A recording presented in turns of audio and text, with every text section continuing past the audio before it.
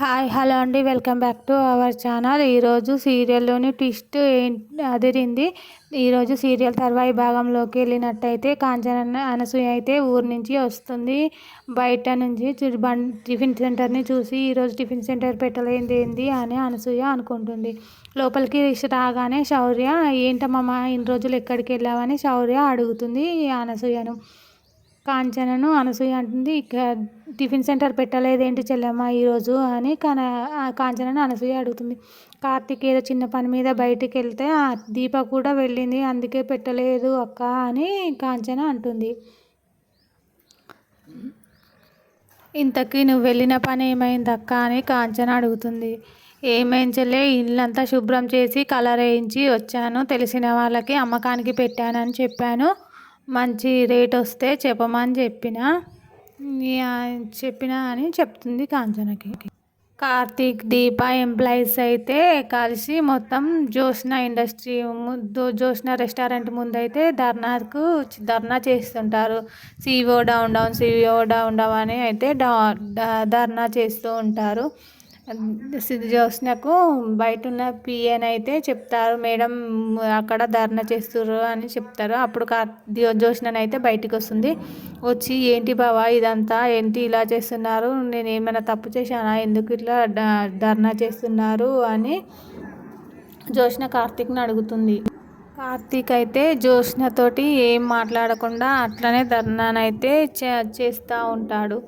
అప్పుడు ఇంకేం మాట్లాడదు. మీరేం చేసినా నేను తగ్గేలేదు, ఈ జోష్న ఉన్న మాట మించెళ్ళి అసలు దిగజారేదే లేదు అని జోష్ననైతే అంటుంది. వచ్చింది చేసుకోండి, మీ ఇష్టం వచ్చింది చేసుకోర్రి అని జోష్న అంటుంది. అలాగే కార్తీక్ అయితే అలాగే డౌన్ డౌన్ అని అయితే ధర్నా చేస్తూ ఉంటారు. అంతలోనే దీప అంటుంది, కార్తీక్ బాబు వీళ్ళు ఎవరు బయటకు వచ్చి మాట్లాడేటట్టు లేరు బాబు, మనం చేసిన దానికి ఫలితం దక్కేటట్టు లేదు అని దీప కార్తీక్ తోటి అంటుంది. అదేంటి దీప, చూద్దాం ఎంతవరకు వస్తుందో, ఇంకా 100 మంది 40 మంది, 10 మంది 40 మంది, 40 మంది 100 మంది అయ్యేదాకా చేద్దాం దీప అని కార్తీక్ అంటాడు. ఈ ధర్నానైతే ఆపేదే లేదు, ఏదో ఒక న్యాయం జరిగే వరకు అని కార్తీక్ అంటాడు. జోష్న నేను తగ్గేదే లేదనుకుంటూ ఇంటికైతే వెళ్ళిపోతుంది. అంతలోనే దశరథకైతే ఫోన్ చేస్తారు. చేసి, కార్తీక్ ఇక్కడ ఆఫీస్ ముందు ధర్నా చేస్తున్నారు సార్, ఇంత చెప్పినా వినట్లేదు, మీరు వచ్చి చూడండి అని దశరథకు ఫోన్ చేస్తాడు. దశరథ్ అయితే ఫోన్లో, నేను వస్తున్నాను, మీరేం లేదు మేనేజ్ చేయండి, నేను వచ్చి వాళ్ళకు ఏదో ఒకటి సర్ది చెప్తాను అని దశరథ్ అంటాడు. అంతలోనే ఫోన్ మాట్లాడుతుంటే శివనారాయణ వింటాడు. విని, ఏంటి దశరథ్ ఎవరితో మాట్లాడుతున్నావు అని అంటాడు. కాంచన, సుమిత్ర, శివనారాయణ, పారిజాతం అక్కడే ఉంటాడు. ఫోన్ మాట్లాడుతూ ఉంటుంటే వింటారు. పొద్దున శివనారాయణ దశరథని అడుగుతాడు, ఏంటి దశరథ ఎవరితో ఫోన్ మాట్లాడుతున్నావు అని అంటాడు. మన పిఏ ఫోన్ చేశాడు, ఆఫీస్ ముందట కార్తీక్ మన ఎంప్లాయీస్ తోటి కలిసి ధర్నా చేస్తున్నాడట నాన్న అని దశరథ శివనారాయణతోటి అంటాడు. ఏంటి, ఎందుకు ధర్నా చేయడం, ఏం జరిగింది, మనకేం తెలియదు కదా అని అంటాడు. పొద్దున కార్తీక్ మన ఇంటికి వచ్చింది ఈ విషయం చెప్పడానికేనట. 50 సంవత్సరాలు నిండిన వారిని జోష్న ఊస్టింగ్ ఆర్డర్ ఇచ్చి ఇంటికి పంపించేసిందంట. అందుకనే వారితోటి కలిసి కార్తీక్ దగ్గరికి వెళ్ళి కార్తీక్ని అడిగితే కార్తీక్ వారిని తీసుకొని వచ్చి ధర్నా చేస్తున్నాడంట. అసలు వాళ్ళు ఏం అన్యాయం చేశారని వీళ్ళని ఊస్టింగ్ ఆర్డర్ ఇచ్చి పంపిస్తున్నారు అని అడుగుతున్నారు అని కార్తీక్ అడుగుతున్నాడని దశరథ అంటున్నాడు. అంతలోనే జోష్న అయితే ఇంటికి వస్తుంది. ఇంటికి వచ్చి, ఏంటి ఏం చేసావు అని నిన్ను చిన్నప్పటి నుంచి ఎప్పుడు కొట్టలేదు, ఇప్పుడు కొట్టాలనిపిస్తుంది జోష్న అని దశరథ జోష్ననైతే అంటాడు. ఇంత అన్యాయం చేస్తావా అని శివనారాయణ కూడా జోష్నను తిడతాడు. మంచి చేస్తామనుకుంటే ఇంత దిగజారిపోతావా, నేను కంపెనీకి మంచి పేరు తీసుకురమ్మన్నాను నీకు, అందుకనే సిఇఓ హోదాని ఇచ్చాను, ఇట్లా అన్యాయంగా వారిని ఎందుకు తీసేశావు అని శివనారాయణ జ్యోత్స్నను తిడతాడు.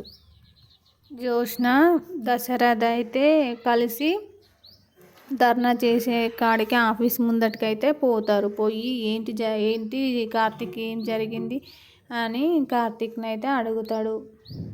ఏం అన్యాయం చేశారని ఎంప్లాయీస్ని తీసేస్తారు, చిన్న ఆఫీస్ పెట్టినప్పటి నుంచి మన ఆఫీస్లో కష్టపడినందుక వీళ్ళని ఇంత అన్యాయంగా తీసేశారు, ఊస్టింగ్ ఆర్డర్ ఇచ్చి ఉన్న పలంగా ఊస్టింగ్ ఆర్డర్ ఇచ్చి తీసేశారు అని కార్తీక్ దశరథని అయితే అడుగుతాడు. వాళ్ళ ఇళ్ళల్లో వాళ్ళకి ఏమేమి ప్రాబ్లమ్స్ ఉంటాయో మీకు తెలుసా? ఒకరి కూతురు పెళ్ళి, ఇంకొకరికి ఇల్లు, చదువులు, బాధ్యతలు, ఇంకొకరికి ఈఎంఐలు, ఇంకొకరికి పెళ్ళిళ్ళు చేసిన బాకీలు తీర్చడానికి ఎంత బాధ ఉంటుందో తెలుసా మీకు అని దశరథతోటి కార్తీక్ అంటాడు. ఇదంతా కరెక్టే కార్తీక్, జ్యోత్స్న చేసింది తప్పే, దానికి నేను క్షమాపణ కోరుతున్నానని చేతులెత్తి అయితే దశరథ్ దండం పెడతాడు.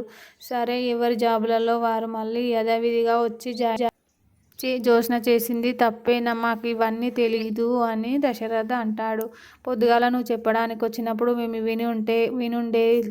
వినుండాల్సింది అని దశరథ్ అంటారు. నేను చెప్పేదాకా ఛాయిస్ ఇచ్చాడా తాత? మీ జ్యోత్స్ననే కరెక్ట్ చేస్తుంది, మేము చేసిందంతా తప్పు, జ్యోత్స్ననే అన్నీ మంచి చేస్తుంది అన్నట్టు తాత మాట్లాడాడు కదా. కంపెనీ ముందుట ఎదుటి ధర్నా చేసేదాకా తెలియలేదు మీకు ఈ బాధ. ఇతరుల బాధలను అర్థం చేసుకునడం మీకేడొస్తుంది తీయైనా అని కార్తీక్ దశరథతోటి అంటాడు. మేము చేసింది తప్పే, మమ్మల్ని క్షమించి ఎవరి పనులలో మళ్ళా యథావిధిగా వచ్చి జాయిన్ అవ్వండి అని దశరథ్ చెప్తాడు ఎంప్లాయీస్ తోటి. మళ్ళీ ఎవరి ఈఎంఐలు, ఎవరి బాధ్యతలు వారి మేమే అన్నీ చూసుకుంటామని దశరథ్ అయితే వాళ్ళకు హామీ ఇచ్చి వాళ్ళనైతే మళ్ళీ జాబ్లో పెట్టుకుంటారు. అప్పుడు ఎంప్లాయీస్ అంతా కలిసి కార్తీక్ను పొగుడుతూ ఉంటారు. పైకెత్తి కార్తీక్ అయితే జైలు కొట్టి పొగుడుతూ ఉంటారు. అది చూసి దీపక్ అయితే కాలుతుంది. కోపంగానైతే కార్తీక్ దీపాల వైపు చూస్తుంది. అప్పుడే ఎంప్లాయీస్ ఒక దండ కూడా తెచ్చి ఎత్తుకున్న కార్తీక్ మెడలో వేస్తారు. వేసి ఇంకా అది చూసి దీపక్కి కాలిపోతూ కోపంతో ఇంకా కార్తీక్ వైపు దీప వైపు అయితే చూస్తాడు. ఇంకా దాని మించి ఇంకా పియ్యనైతే వీఆర్ గ్రేట్ వైఫ్ సార్ అని పొగుడుతూ ఉంటాడు దీపను. అప్పుడు ఇంకా దీపకు కోపం ఎక్కువ వస్తుంది. జ్యోత్స్నకైతే కోపం బాగా వస్తుంది. వాళ్ళని పొగడడం ఏంటి, ఇచ్చేది శాలరీలు జాబులు ఇచ్చేది మేము, పొగడతలేమో వాళ్ళకు అని అయితే అనుకుంటుంది మనసులో జ్యోత్స్న. దశరథ్ అయితే కార్తీక్ను పొగుడుతూ ఉంటాడు. ఇప్పటికైనా మంచి పని చేశావు కార్తీక్, మాకు తెలియకపోతే ఇంకే ఇక్కడి వరకు వెళ్ళేదో ఈ ప్రాబ్లం, బోర్డ్ డైరెక్టర్స్ వరకు వెళ్తే ఇంకెంత ప్రాబ్లమ్స్ అయ్యేటివి అని దశరథ్ అయితే కార్తీక్ తోటి అంటాడు. దాన్ని చూసి ఇంకా జ్యోత్స్ననైతే ఇంకా కోపంలో రగిలిపోతూ ఉంటుంది.